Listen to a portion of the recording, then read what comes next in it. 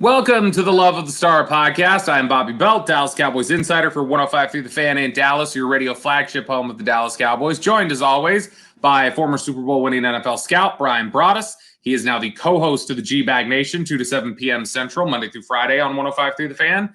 He is also the pre- and post-game co-host on the Dallas Cowboys radio network, the co-host of the Draft Show on DallasCowboys.com, loved and respected by NFL personnel men everywhere. He's Bryan Broaddus. Bryan, how you doing? Doing great, and that is the voice of Bobby Belt, who is the host, or actually co-host of the show, the morning show, the very popular morning show. Sean and RJ and Bobby, 5:30 to 10 on 105.3 The Fan.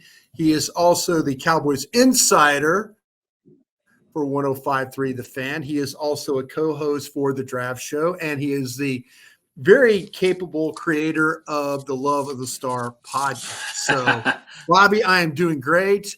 We're getting close to an NFL draft, like 30 days, I think, 30 some odd days. Man, and yeah, it'll be here before you know it. And those will be 3 very long days in the studios there at Frisco. And but you know what? It's the best time of the year. It's football Christmas. And I honestly can't wait for it. Can't wait to get some new players in here. We are going to be doing something a little bit different today. We sent out the call for questions on Twitter a little bit earlier than I normally do. I normally don't remember to do it until 10 minutes before we record. So there's a limited amount of questions that come in before we start talking. I sent it out early this afternoon, and we ended up with like 80 questions. So Bryan and I are going to do just an all questions episode today. We're going to turn things over to you guys. This will be an all Dean Julia Love of the Star mailbag episode.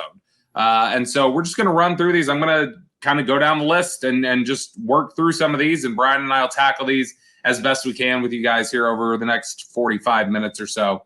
So, Bryan, any last words before we just roll into nonstop mailbag questions? No, I'm just like as we're speaking here right now, I'm pulling up my draft notes, and then I got to get my board up and ready to go. But yeah, excited. I don't think we've ever done an episode where it's all been a 45-minute Dean Julia mailbag kind of a deal. But I'm excited about that. And again, we appreciate everybody out there every week that listens to the podcast. It means a lot. It really. I'm not saying that. I really, really do appreciate the fact that you guys have made this as popular as it is. Trust me, we notice, the people we work with notice, and we're glad to provide the content for you. So if we can answer your questions along the way, I always think that's the best show we can have. Oh, look at that. Bryan being very sweet and sentimental. I'm trying. Right. Here we go. First question here from Travis Ferguson. Travis says, with Brandon Cooks being a smaller receiver, would this open Dallas up to taking one of the smaller receivers? Cooks is a role model, draft, and develop. I'll just say right off the top, because I know we've talked about before some of the things that McCarthy likes and doesn't like at receiver. They don't mind if you're smaller, but if you only play the slot, if they feel like you're smaller and cannot play outside, they don't want you. So Cooks being a guy who's 5'9" 3/4" or whatever he is, and 184 pounds or whatever he plays at, that's not something that bugs them because they feel like he can play outside. He's somebody who can play outside, inside. It doesn't bug them. Somebody who would be slot specific at the same size is somebody they would not like. So yeah, if they find somebody similar to Brandon Cooks, I mean, Marvin Mims is very similar in size. He'll be at the Star next Friday at Dallas Day. And so I think they absolutely would be willing to take somebody like Brandon Cooks in terms of a build, as long as they felt he could also play outside. Yeah, no, I think you're absolutely right. I think there's some teams that are really very traits specific. And, there was a long time where Mike McCarthy was in a program for a number of years with the Green Bay Packers who are very trait specific. And so all of a sudden, what makes me feel maybe a little bit different now than maybe what I felt at this time last year is because Mike McCarthy's now the primary play caller. So is Mike McCarthy going to revert back to things that he did while he was in Green Bay? And, Ted Thompson, the scouts, they were the ones that really at Green Bay were the ones that really, set the board, the drafting and all that. McCarthy, he had say and stuff. I'm not going to say he didn't. Right. But Green Bay just wouldn't draft first-round wide receivers. It just 2002 or, something like that. Where Javon Walker, yeah. Yeah, where they've drafted a wide receiver in the first round. And so I'm totally agree with you on that. I think that there's, this is really funny. This is one of those drafts to me that's a little bit strange just because there's more smaller guys than there are the bigger guys. I know a guy, Xavier Hutchinson from Iowa State, is a 6'2", 203-pound guy. But there's not a ton of those guys in this draft. There's more. Not a lot of Cedric Tillmans. Yeah, Cedric Tillman's another one. I mean, Zay Flowers. It's a 5'9" guy. You mentioned Mims, Josh Downs from North Carolina, 5'9". I mean, there's some really, really good players. Tank Dell from Houston. He's 5'8". He's 165. Bobby, I can't remember a draft where I've seen more shorter receivers that are guys that are towards the top of the board. And which is funny because all the corners are like 6'3" in this draft. Yeah. And that's the thing I think that, that you have to keep an eye on. It does. I think that the fact that they've seen Brandon Cooks play at a high level at his size, I think does well for Brandon Cooks, but I don't know if it does well for the Tank Dells of the world and the Josh Downs of the world and the Zay Flowers of the world. Yeah, see, that's where I would draw the distinction. Like when I say that, they got to feel confident that you can play outside. So the distinction there would be Marvin Mims, smaller guy who they probably think has the ability to play outside. So they would be in on him. A similarly small guy, even a little bit smaller than Mims, but a similarly small guy, Josh Downs, who's a good player, is not an outside player. He is a slot. And that's a guy that they would not consider. So it's less about the size limitations. It's not how they want to limit you because of your size. It's how they think you limit yourself because of your size. Right. So smaller receiver that limits yourself into being only in the slot, they don't want to play with that. If they think you can go outside, Brandon Cooks, Marvin Mims, right, they'll be willing to do that. And so I think absolutely they'd be willing to take a smaller receiver, but it has to be a guy who is able to play on the outside. Next question here from Jeffrey Miller. I'm curious about the discussions leading up to Zeke's release. Did he feel he was capable of being a starting running back, or wondering if they had a conversation of utilizing him as a fullback under an ideal deal to remain a Cowboy? I don't know if fullback ever came up with them. I don't think they ever got close on money and role, though. Yeah, I totally agree with you on that. The word we were hearing once Jerry and Steven, they were at the Senior Bowl. And, oh, no, we want everybody back. We want, we're happy to have everybody back. We're going to try and incorporate everybody. And you and I were very clear on that on our shows. After that was Jerry hasn't had the conversations with the other personnel guys about, or the cap guys, what needs to be done. That once they got things figured out going to the combine, that's where the Ezekiel Elliott, like, hey, we can't make this work. We've got to move on.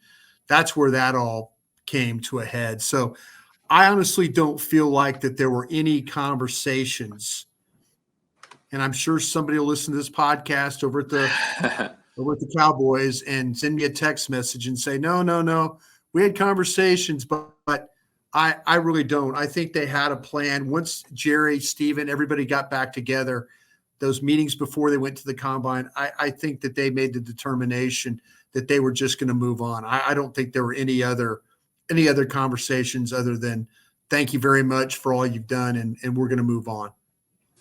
Yeah, and I do think that Ezekiel Elliott still believes he can play at a level that the Cowboys don't. I'll tell you what Ezekiel Elliott needs, and I think he believes this, and this will probably be the last we talk about him for a while. but I believe that Ezekiel Elliott realizes that if he plays in a system where they split the carries, it'll be far better for him, as opposed to being the guy that's getting the lion's share of the work. So Ezekiel is likely looking for an opportunity where they have somebody in place that can help him split the carries, because early in his career they didn't have that ability to do that. And now that he can find a team like that, he saw the benefit of having Tony Pollard. Hell, he split carries last year and almost had 1,000 yards. So, I mean, I think that tells you a lot about what's going on. Next question here from Money Making Mateo at I Got Soul. He says, I already asked this question to Bryan earlier, but I would love to hear you both discuss it further on the pod. If Nolan Smith and Bijan Robinson are both available, this is a killer. This is a killer question. I don't think it is. I don't think it is, Bryan. You taking Nolan Smith? Oh, no, I'm taking Bijan. I'm not even thinking about it. Now we're going to upset a lot of folks, and this is when the folks will come after you and talking about you don't know anything about team building. I love it. Come for me. Look at and they will, and it's a fair question, and I'm sorry I don't know your whole Twitter handle what you just said, but you apologize. You apologize for asking the question, and then the answer I gave you caused 125,000 followers to go nuts. And so it's a good question. And there are people that will argue. They were arguing among themselves. There were people on the running back side of things that, no, this guy is clearly one of the best players. He can make a difference. I mean, everybody was lining up for the good.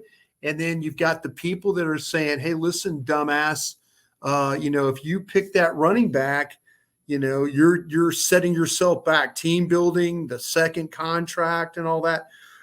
My only thing, I love Nolan Smith. I love him as a player. I think I loved him before he blew up at the combine. I loved him. I'm just telling you, I am interested to see what direction the Cowboys would go here, and would Bijan Robinson be the best player on their board?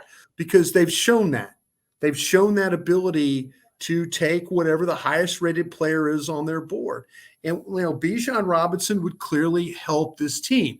Now, if you're against having a running back and wasting the fifth-year option on a running back and all that, I'm sorry, I can't help you.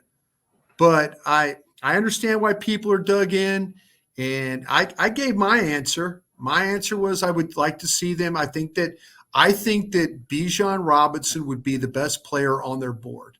That's we did it in the mock draft yesterday on Thursday with the draft show. I mean, if they're at 26, they're probably taking the best player on their board. And if they take somebody else, then in my opinion, if they take somebody else, that's the best player on their board. That's how the stack would probably fall. But I think they're absolutely in a position to pick the best player available. Here's where I like Nolan Smith. I have questions about Nolan Smith as an NFL edge rusher. Like I don't totally know, because look, there's no doubt he's not completely refined as a pass rusher yet. I think he's a really good run defender, and he has the tools to be a really good pass rusher, but he's not there yet. If you were talking about some guys that are all potentially in the same general area, let's say Nolan Smith got down to them.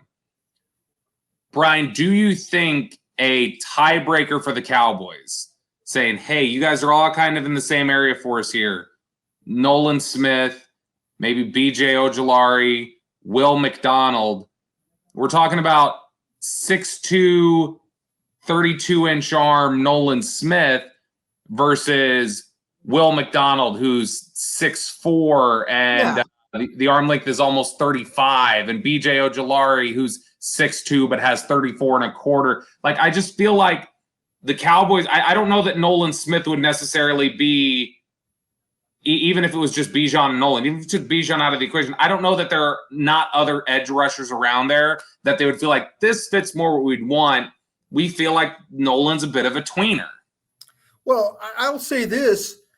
I've seen far more games where Will McDonald, and I like Will McDonald too. I'm not trying to kill him here, kill him in a way of getting him off a board. And I know that, I know that Dan Quinn went and worked him out in Ames, Iowa, but there are plays where I see Will McDonald not holding up at the point of attack. I mean, go watch Trevor Penning at Northern Iowa block him into the ground. I mean, that's what I'm saying. One of my lines that I said was, has to be careful when playing the run not to get washed out of place. Really hard for him to stand in there and fight blocks. The more that he can play on the move, the better for him. I said, has some bend to his game, just lacks bulk. That's kind of what I think with, and then, I've watched Ojulari, and I've talked to so many people down in Baton Rouge about Ojulari. And I'm like, I'm kind of one of those guys that like really, really likes him. I have to be careful because his LSU ties and my love for that program. But to me, if you said Nolan Smith, Ojulari, and then McDonald, I would go Nolan Smith, I would go McDonald, and I would go Ojulari. That's how I would see it. Now, I don't know if the Cowboys would see it that way, but I know I sure would. I like a lot of things about Nolan Smith, and he's clearly a freakish athlete. I worry if because of his size, because of the I think you see issues with I think you see issues at the point of attack with Nolan Smith at times too. I think you see speed to power issues with Nolan Smith.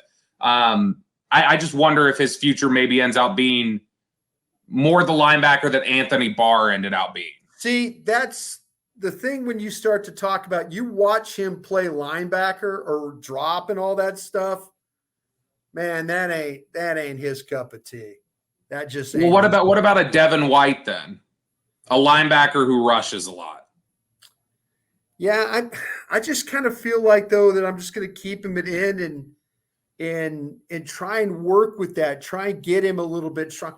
Some of these guys you want to talk about, me, what's the one thing I always talk about that I struggle with the most? What do we call that when we asked Will McClay the question about it though. The clappers. The biases. Yeah, you hate the clappers. I hate the clappers, and I hate guys that lack power, Yeah. And I don't know. I just think to me, the way, and I'm not getting mesmerized by Nolan Smith, but there's things he did at the combine testing wise that you see when he plays. That's what I'm betting on. You're listening to the Love of the Star podcast. The Love of the Star is an Audacy podcast. You can find it on the Audacy app or wherever you get your podcasts. All right, Bryan, next question here. This one coming from... I just noticed something, Bob, on our thing. I'm wearing wearing the Tolo shirt today, the gold one. Okay, but you're like kind of LSU today. We got the purple and the gold working today. Well, it's not LSU. It's Yo MTV Raps. It's an old 90s shirt. Shout out to Homage who makes these old nostalgia shirts that I love so much. Can I ask you a real quick question then before we get going here? Yeah. Did Peyton Russell know what MTV was when you had to ask him? He'll know what MTV. He didn't know that. Okay, so our producer here, Peyton Russell, he's also our producer on the morning show at 105. He's a great guy. He knows MTV. I would bet he doesn't know Yo MTV Raps, but the shirt we had asked him about was I was wearing my other Homage shirt, which was Phi Slamma Jamma. He had no clue. I heard that on the radio. He had no idea who Phi Slamma was, which is if that was 40 years ago. That was 40 years ago. That's my era, man. I saw Phi Slamma Jamma play at LSU in the 80s. They're legends. I love the shirt. It's one of my favorite shirts. All right, next question here from Kyle Stahl. What guards do you think would be available in rounds 2 through 3 that would be quality starters? Assume Torrance and Avila are off of the board. This is not a very deep guard draft. It does not run very deep. And I think that's why, even though Avila may be more of a second-round player, I think that's why if the Cowboys decided they liked Steve Avila from TCU, I think there's a good chance that they approach it the same way they did, like, for instance, with Sam Williams. Is Sam Williams worth the slot where we picked him in the second round? Maybe not.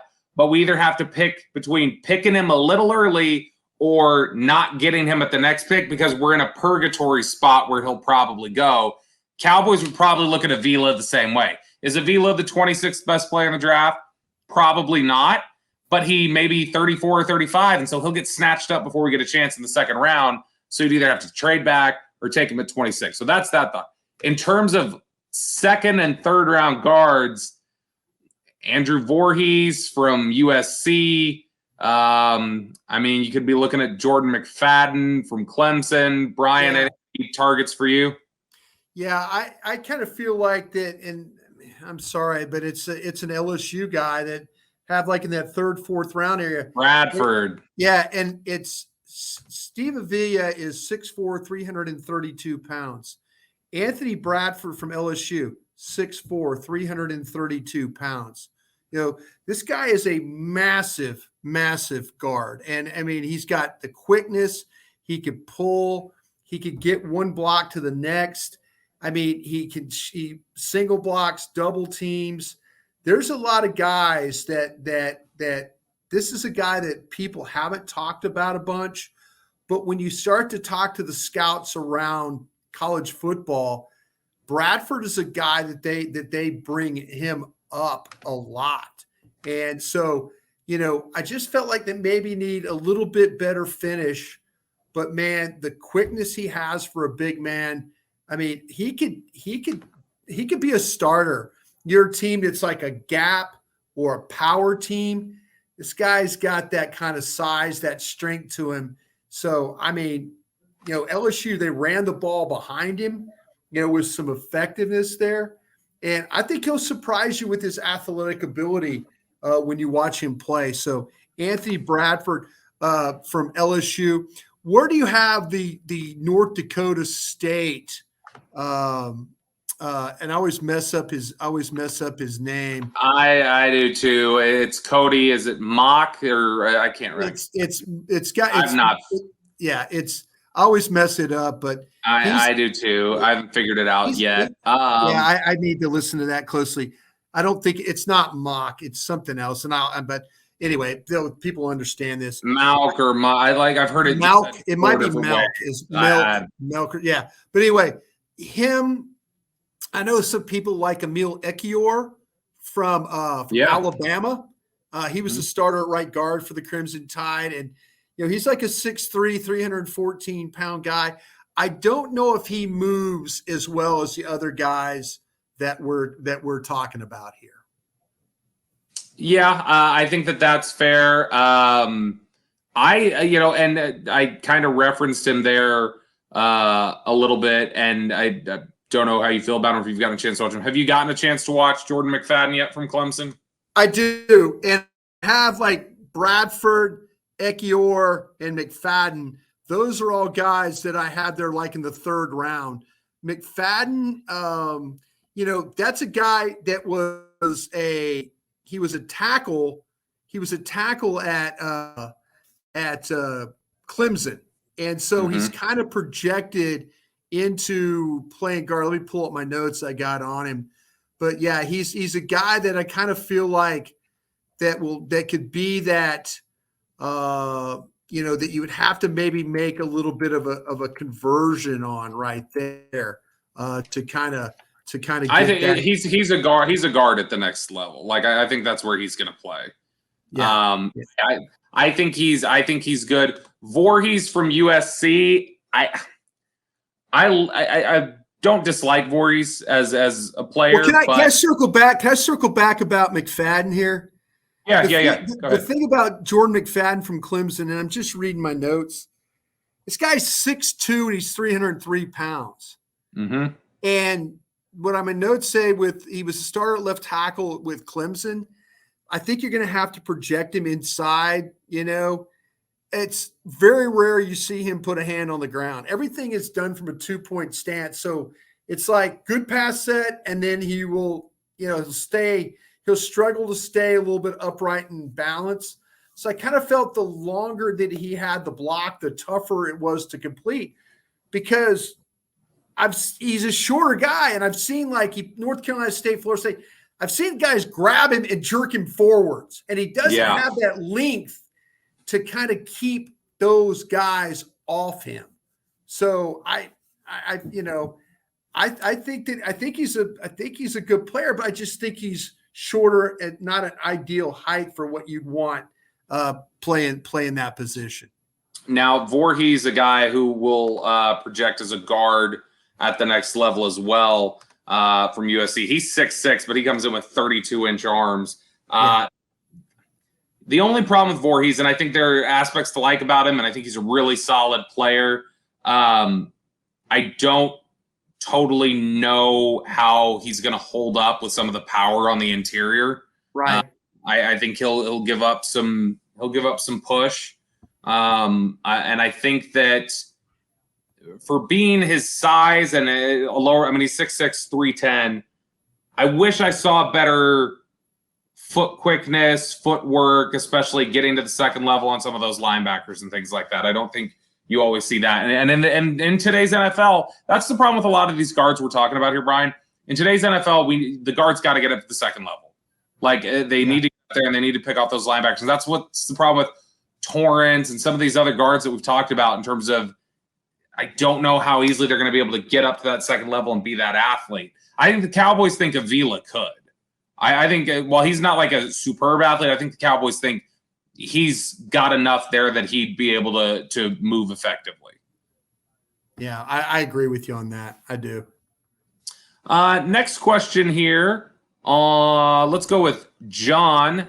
John is asking, which players, if any, would you be all in on trading up for in the draft? Brian, you got anybody that you really have a tough time passing them up if they slid into a specific range?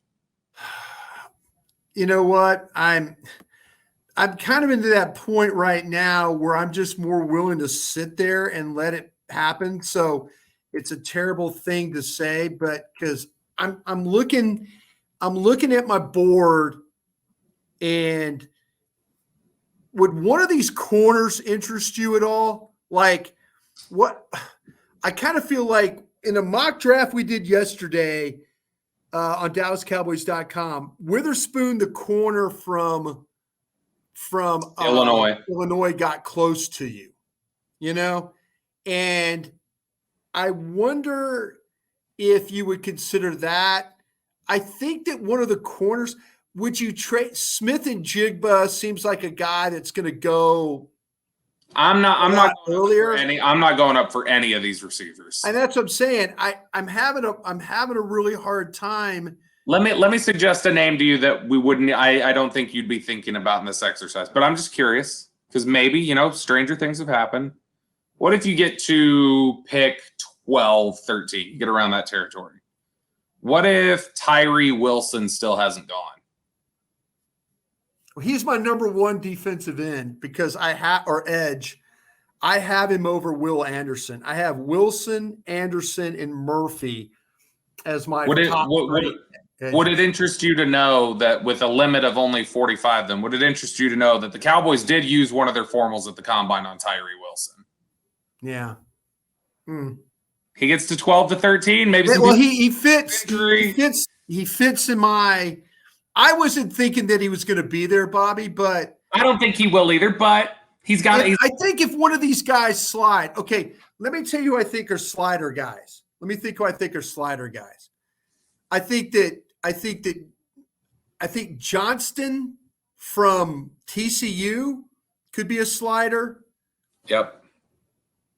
I know the Robinson and Gibbs, are the running backs.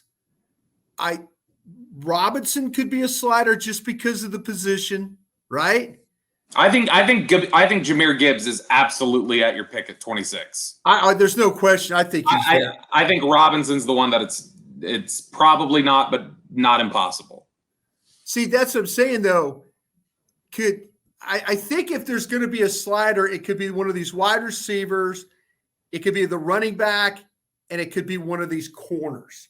That's kind of where I'm at on the potential. Let me throw you. See, if I get a slider, that means that I might want to go up to make a small move. That's why I'm talking about the slider, because I might want to make a small move to go grab a guy that's sliding is what I might want to do. So let me throw another name at you then when it comes to these sliders, a blue star special. If teams get concerned and it gets to pick 13, 14 and Jalen Carter's still there, would you be willing to do that? And how much on your willingness to do that would you be relying on people not even on the scouting staff potentially, maybe other people in security? We used to get in trouble in that a lot when I was at the Cowboys. That was I'll never forget. Just on the field. Is he the best player? Yes. Bijan, is he the best player? I had heard from two different personnel people in the last few months told me that just as a player, Jalen Carter's arguably the best they've scouted. That's the thing, Bobby. I don't see, even with the off the field stuff, I don't see him getting out of the top 10. That's kind of how I'm. Now, Todd McShay put him all the way to like 12, I think, in his last mock. Yeah. Well, so, McShay, I'll say this for McShay. McShay was the first one. McShay was the first one that said, hey, you better dig in on this guy. And what do we start to hear happen? I think publicly he was. I think you and I talked about this all the way back in September, though. Right. I think we knew about that there needed to be a dig in on Carter because I think we talked about it all the way back in September. I had two scouts, Bobby, text me when that whole thing went down about at the combine and him having to fly back to Athens and then come back. I had two scouts text me, told you, see it, told you, I had two, and like, that was it. Like, told you, and I'm like, okay. So I think going from 26 to 13, we'd have to figure that out. But for a player like that, if that got close enough to me, I'd sure have to consider. Which concerns you more? The off the field stuff with Jalen Carter, or the fact that when it came around to his pro day, he put on 9 pounds from the combine, couldn't finish the positional drills, and didn't do any of the athletic testing? Is that a bigger red flag to you than the field stuff? And are those work habits combined with the off the field, is that enough to potentially push him to a 12? That had to scare teams. The Georgia Pro Day had to scare teams. He looked like me running around them back. If I took my shirt off and was running around those bags and bending over, and that looked, I know that feeling, bro. But I'll say this though, I just think people are going to look at that tape. I think they're going to look at that tape and they're going to turn a blind eye. They're just going to turn away and they're going to draft him off that tape. If he slides, I think you have to do something. I'll tell you this though, Bobby, if I was running a pro personnel department for a team and they put me in charge of the mock draft, I would do a scenario where he got close enough and he, like, okay, maybe a Laramie Tunsil kind of a fall. You know what I'm saying? From top 3 to 14. Right. I think I would do a scenario as a mock draft with our group and practice him sliding down close to you. because people don't want to mess with the off the field stuff. It's at least a scenario that you'd have to consider. I think you'd have to practice that scenario, what we would do in that case. You are listening to the Love of the Star podcast. The Love of the Star is an Audacy podcast. You can find it on the Audacy app or wherever you get your podcasts. All right, Bryan, round 3 here of the Dean Julia Love of the Star mailbag here for the entire episode. Next question here from, I hope I'm going to say his name correctly, Tato Castaneda, and he says, Darnell Washington or Jamir Gibbs if you're wiped out at 26. Now, I don't think he's saying it's got to be one of those two, right? I think he's just saying, hey, if you're wiped out and those two are staring at you, which would you prefer? And I don't know about you, Bryan, but I'd much rather have Jamir Gibbs on this team than Darnell Washington at 26. Yeah, I think so too. I mean, again, it goes back to the running back situation and all that. I get it. You don't want to run. I tell you what, I love Gibbs. I have him right below Robinson. I think that kid can do a lot. I mean, he runs well. He's got vision. He's got toughness. He catches the ball well. If you move on from Tony Pollard, you just move on from him. I mean, Pollard could very well be. We could see Pollard be next year's, Dalton Schultz. 1 year Sure. and you're done. So yeah, I kind of feel like that's where I would be. I think I would love him better than I would the other player. There's zero scenario for me where I want to take Darnell Washington in the first round. I probably don't want to take Darnell Washington in the first 3 rounds. I'm not a big fan. And I know he tested really well. Yeah. And people love that, but that testing's not enough to move me off of what I think is essentially a 6th offensive lineman. Like, that's just not a guy who's going to, I think, really impact the passing game. Yeah. I mean, I know myself, like guys like Meyer would be one, Kincaid, Musgrave. I would rather take a shot. Y'all are all making me doubt Luke Musgrave now. Like what I've said about him. No. And by the way, I'm the only one who has him 1. Nobody else seems to have him 1 but me. I've got people tell me about Kincaid that the back thing is something that happened late in the season. Mm-hmm. And it's something that if they drafted him, he wouldn't be a part of the minicamp stuff, but it's not anything long-term to worry about from what I heard. That's good news then. Because Kincaid, you would think could be somebody that's in consideration for them. He gets mocked to the Cowboys a lot. I know that. A lot for sure. Yeah. Next question here from Gabriel. If Zeke were to join the Eagles, which is something that's been chattered about a little bit, would that tarnish his Cowboys legacy? And do you think he can be productive in that system? I don't think it tarnishes his Cowboys legacy. I mean, I think if you were upset they cut Zeke, it would, probably be something that you'd say, well, you cut him, you didn't show him any respect, so there. And if you didn't like Zeke, it'd just give you more of a reason not to like Zeke and make you happy that they moved on from. But I don't think everybody's just trying to get a job here. There are no allegiances like that. You're just looking for work. And whether he can be effective in there, Eagles have a very effective run game. He absolutely has some success there. They do. And the fact he could be a very patient runner too with that RPO stuff that they do, or the read option. I will say this. You really have no reason to be mad at Zeke. They moved on from Zeke. Zeke didn't demand anything. He demanded a contract several years ago, and the gave it to him. That's all I said on Zeke. But I don't know how you can be mad at a guy that's trying to go out and job. I mean, the Cowboys are the ones that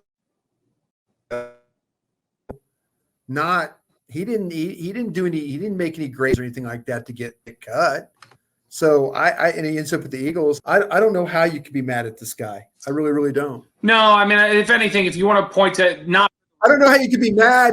I don't know how you'd be mad, or his legacy. He gave you everything he had. The guy played hurt, rarely missed games. He missed some games because his missing games was early in his career because of being suspended. Not because he was banged up. That's where that's where I think there can be some bitterness. He caught this team with, like, I understand the toughness and the wanting to be a warrior.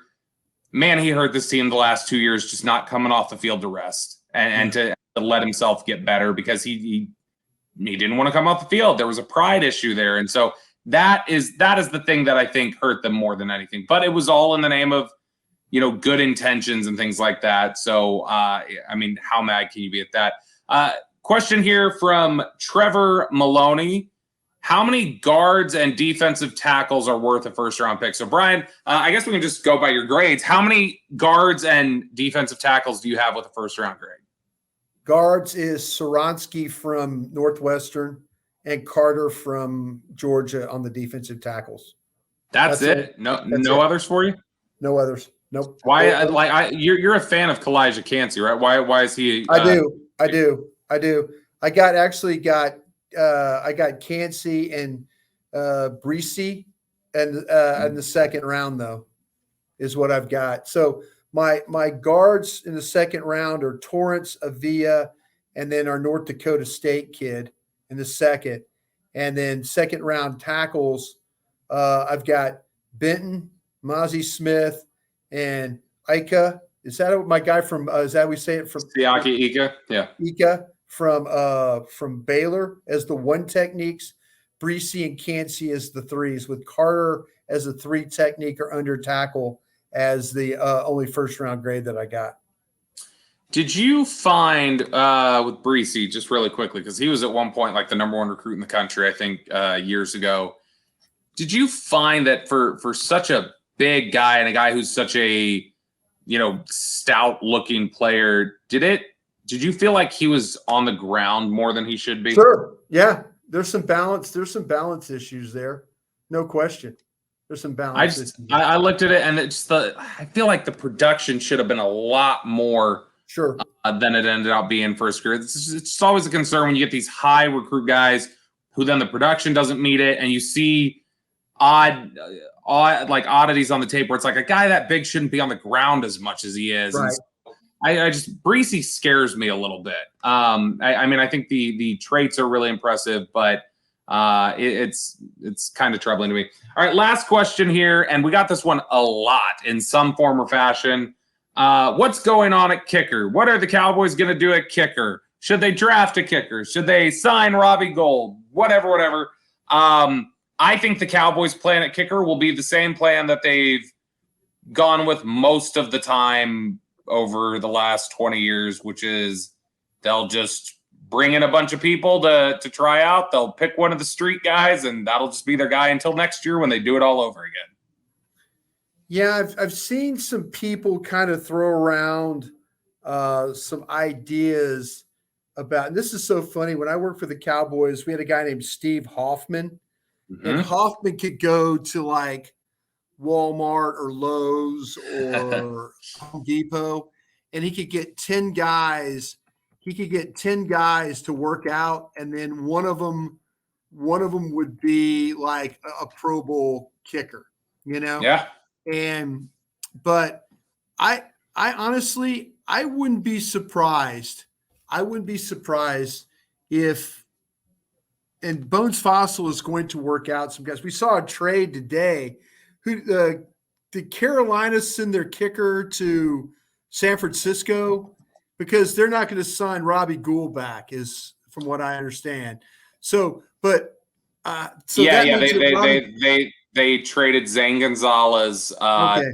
49ers, and Gould is gone. That was announced earlier this week. Guy hasn't ever missed a playoff field goal. I mean, okay, so that might be a consideration there.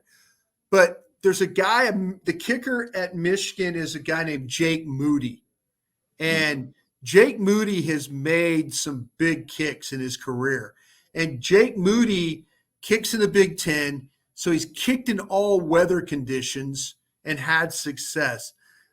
Jake Moody might be the first kicker drafted in this draft.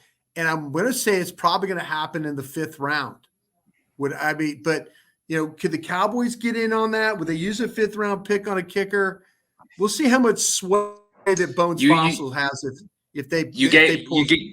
You gave up your comp picks, so you'd be spending your only fifth. You'd be spending your only fifth. I mean, if Jake Moody, just keep an eye on Jake Moody. I think he's going to be the first kicker taken in the draft. Something to watch. That does it for us here on the Love of the Star podcast. Thank you so much for all of your questions today. We'll be back with another episode for you this weekend. Until next time, we will talk to you guys later.